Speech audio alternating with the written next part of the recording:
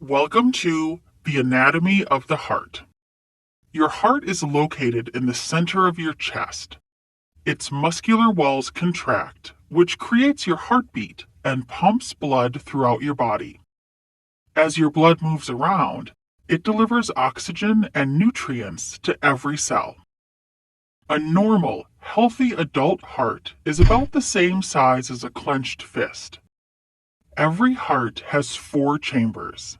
These are the right atrium, the right ventricle, the left atrium, and the left ventricle.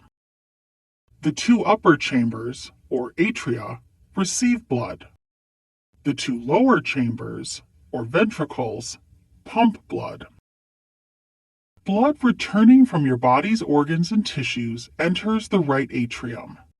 Because this blood has provided oxygen to your body, it's very oxygen poor. It moves to the right ventricle and out to the lungs to pick up more oxygen in a process called gas exchange. The now oxygen-rich blood travels into the left atrium and into the left ventricle before your heart pumps it to the rest of the body. Each chamber is separated by the cardiac muscle and valves. The valves effectively move blood throughout the heart by opening in only one direction.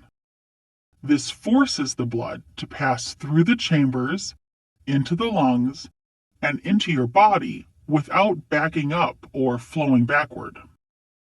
Watch as the valves open and close between the atria and ventricles. The atrioventricular, or AV valves, are between the atria and the ventricles on each side of the heart.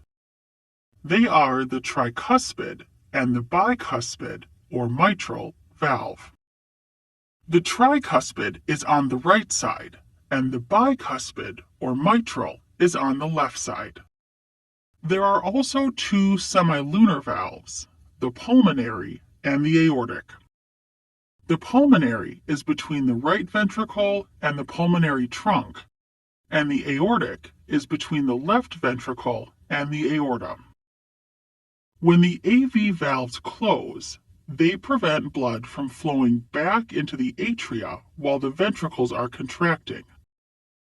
The tricuspid has 3 flexible cusps, or flaps, and the bicuspid has 2. Chordae tendineae are attached to the papillary muscles, which are located in the ventricles. When these muscles contract, the white, string-like chordae tendineae become taut. It is these chordae tendineae, together with the papillary muscles, that keep the valves shut when the ventricle contracts. Finally, let's see how all of these muscles, chambers, and valves work together. Watch how blood flows through the heart. This diagram shows the blood entering the heart from the body. At this stage, it's oxygen poor. After traveling to the lungs, it returns to the heart, oxygen rich.